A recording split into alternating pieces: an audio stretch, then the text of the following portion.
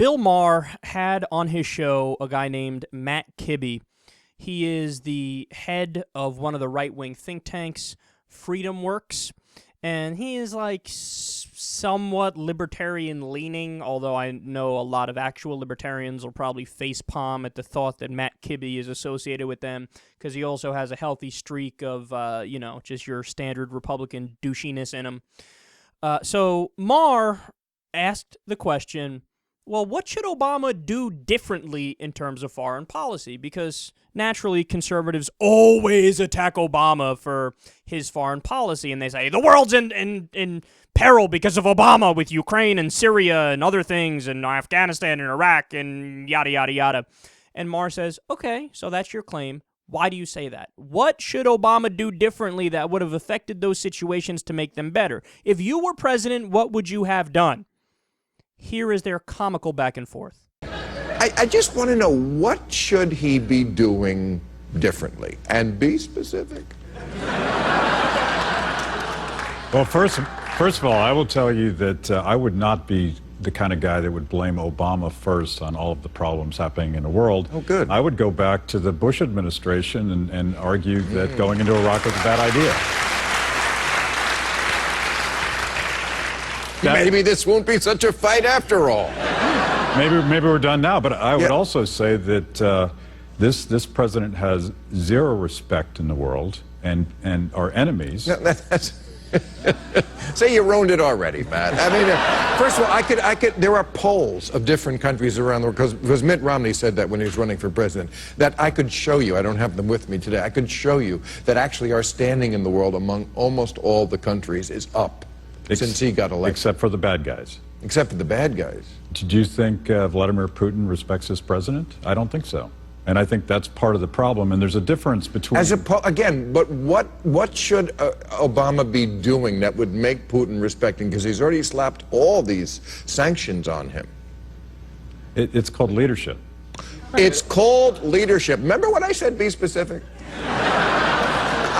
See, this is what you always... It's called leadership. What? Excuse my French, but what the fuck does that mean?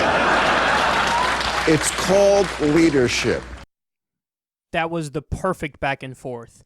And actually, if you look at Kibbe's face when Maher is responding there and saying, what does that even mean? His face is like, like, you caught me. Like, I know what I'm saying makes no sense, but I'm going to say it anyway because this is what Republicans are supposed to say.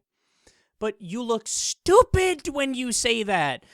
Do conservatives not understand that one of their main attacks on Democrats is always, you know how they are, they play the victim, and they're just emotional. They're just emotionalists and sentimentalists. Meanwhile, that's total projection. That's exactly what they are. Why? Here's a perfect example right here. He's saying, well, leadership. We just need leadership. Obama doesn't make me feel right. He makes me feel like we need more leadership. Really? What specific policy should we do that you would consider leadership that would make Putin feel whatever way you fucking want him to feel? And what's his response? Leadership. Right, but what do you mean? What policy is leadership that you are referring to? Leadership. What does that mean? It means we need leadership. What does that mean, though? What do you want to do? See, and when you actually do get into the details of the policy proposals, their argument just self-destructs immediately. Because then what you say is, okay, you want more leadership. Well, does that mean you want to invade Russia because of what they did in Ukraine? No, I don't want to do that. And some people like McCain are crazy enough to say yes, in which case you go, okay, you're an idiot. But okay, so what, you want to get to go into Syria? Some will say no, some will say yes. You say, okay, if you want to go in, you're an idiot, because ISIS and al-Nusra Front, they're al-Qaeda operatives. Over 50% of the rebel movement is now al-Qaeda. And you want to fight alongside al-Qaeda as your ally to fight Assad. You're an idiot if you want to be an ally with al-Qaeda. Boom, that argument is done. But if they say, no, we don't want to get involved, and you say, okay, well, what do you want to do? What do you want to do? What do you want to do in Iraq?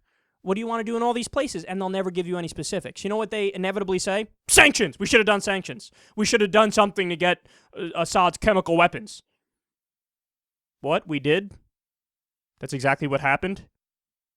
And the UN has shown the evidence? Oh, oops. So in Syria, we got the end goal that we wanted, get rid of Assad's chemical weapons without launching a missile. Success. In Russia, what do they say? Sanctions! Because, of course, they say, well, we can't invade. So sanctions, right? Well, that's interesting. That's exactly what Obama did. He did all the toughest sanctions you can do, minus the nuclear economic option, which is crashing the Russian currency, which, if we do that, it's World War III. So what do you want to do? If you don't want to invade and start World War III, and you don't want to crash the currency because that would lead to World War III, what do you want to do? Well, we want to do sanctions. Well, he did sanctions! He did sanctions! So he did exactly what you want in Syria. He did exactly what you want in Ukraine. He's doing exactly what you want in Iraq, but what do you say? Oh, he lacks leadership. But he's doing exactly what you want. So by your own definition that you set up, don't you lack leadership? In fact, it's just true. It's a logical deduction from the point you made. He lacks leadership by doing everything I want to do. Wonderful. So you lack leadership. Thank you for letting us know what your view is of yourself. It actually falls exactly in line with what we thought of you. Not only leadership, you don't only lack leadership. If that's the argument you make, if you use broad, purposely vague terms to talk about politics, we need leadership, we need strength, terms like that, very abstract, vague words. If you're one of those people, you know what you're doing? You are masking for the fact that you don't know any of the specifics or any of the details.